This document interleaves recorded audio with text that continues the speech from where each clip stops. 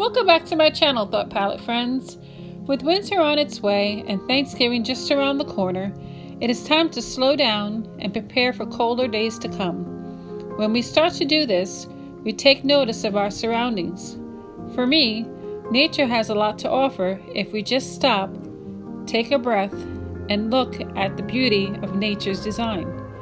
I once noticed the texture and designs in trees. If you ever get a chance, look closely and touch the bark of a tree. On the internet, we read information or see images about tree rings and how they tell the age of a tree. Have you ever walked up to one and touched the bark, felt their texture, discovered and traced their lines?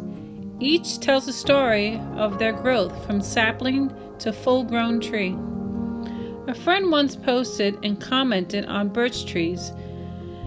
She quoted, "And overnight they extended like white bones to the sky." This reminded me that trees are often forgotten of being alive and how we depend on them to survive. Their texture and survival is our own. The patterns and textures of nature teach us the rhythms of our own creative spirits and heartbeats. I hope you enjoy this video and subscribe to my channel if you wish.